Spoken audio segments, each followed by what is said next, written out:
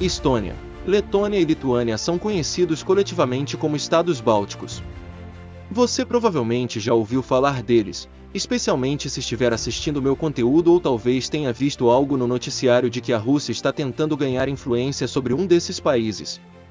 Então, por que estes três países são tão importantes na geopolítica global e por que são eles uma causa de uma grande medida de tensão entre o Ocidente e a Rússia? Estas respostas podem surpreendê-lo. Aqui está uma história resumida dos países bálticos ao longo dos últimos 100 anos para lhe dar uma ideia de como esta situação evoluiu. Cada um dos três países bálticos declarou independência do Império Russo em diferentes momentos desde 1918, com a Lituânia sendo seguida pela Estônia e pela Letônia. Estes movimentos de independência foram um desafio ao exército russo, mas com a ajuda de forças internacionais os países bálticos garantiram sua independência no início da década de 1920. No entanto, estes países não manteriam a sua independência por muito tempo, pois quando eclodiu a Segunda Guerra Mundial, a União Soviética sob Joseph Stalin ocupou todos os três países em 1940. Muitos cidadãos bálticos foram enviados para a Sibéria durante este período, como parte de um programa de realocações forçadas. Após uma breve ocupação nazista iniciada em 1941, os soviéticos conseguiram recuperar a região em 1944. Sem surpresa, o povo da Estônia, Letônia e Lituânia não viu o seu tempo na União Soviética como algo positivo, e hoje é referido como um período de ocupação contínua.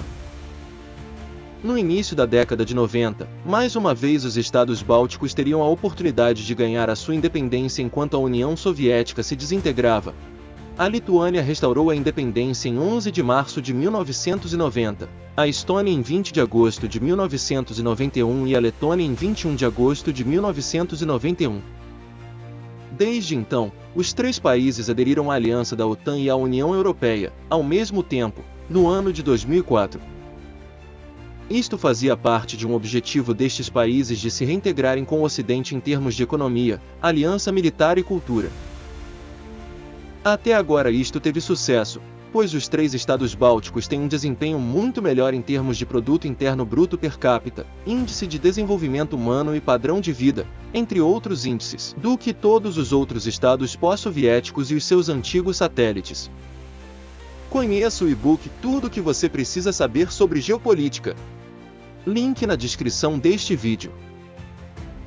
A economia de mercado em cada país é forte, merecendo a Estônia um especial destaque, já que muitas empresas internacionais, incluindo o Skype, foram fundadas lá. Então hoje os estados bálticos estão em muito boas condições, não é? Bem, vamos dar uma olhada na demografia desses países, porque isto irá nos dar uma imagem muito mais clara do que está acontecendo. A composição étnica de cada um destes países combina a etnia majoritária com minorias consideráveis de outros grupos étnicos. Na Estônia a etnia majoritária representa cerca de 68%, na Letônia cerca de 62,5%, enquanto na Lituânia a etnia majoritária corresponde a cerca de 86% da população. Agora eu sei que isto surpreendeu, sobre a Estônia e Letônia terem suas etnias majoritárias representando menos de 70% de sua população total. Isto se deve ao fato de ambos os países terem cerca de um quarto da sua população identificada como russa, embora na Lituânia a população seja de apenas aproximadamente 4,5% russa. Nestes três países as populações russas tornam-se importantes na análise da geopolítica da região. A atual composição demográfica dos países bálticos veio evoluindo desde os tempos do Império Russo e posteriormente da União Soviética, durante os quais a grande maioria da população russa que atualmente habita a região se fixou. Há não muito tempo atrás, os alemães eram um grupo étnico importante, pois os estados e dinastias germânicas governavam a área dos estados bálticos até os russos estabelecerem a sua presença naqueles países. De qualquer forma, é importante agora olhar para outros fatores demográficos, tais como taxas de crescimento demográfico, taxas de natalidade e pirâmides populacionais. Estes números mostram que imediatamente após estes países restaurarem a independência, muitos jovens se mudaram para outros países da Europa Ocidental para procurar trabalho. As taxas de natalidade nos três países também são baixas, com 1,6 filhos por casal, em média. A demografia de todos estes países inspira preocupações, pois significa que num futuro próximo a sua pequena população jovem não será capaz de sustentar uma população idosa em crescimento. Ultimamente, Estônia e Lituânia têm conseguido algum progresso no sentido de estabilizar as suas populações e a Letônia está assistindo a um aumento constante de sua taxa de natalidade. Ainda assim, em decorrência da situação demográfica, os 3 países bálticos serão provavelmente ainda muito afetados por problemas econômicos. Embora eu não considere provável que as suas economias sofram no mesmo grau que as economias das nações mais empobrecidas, a transição para o mercado livre dará a estes países alguma vantagem sobre os seus vizinhos. Como resultado, falando nisso, devo fazer a ligação entre demografia e geopolítica. A Ucrânia foi invadida pela Rússia em 2014 e a Península da Crimeia foi anexada unilateralmente pela Rússia. Em 2021 a Ucrânia enfrentava grupos rebeldes compostos por russos étnicos que lutavam pela independência e eventual integração com a sua pátria.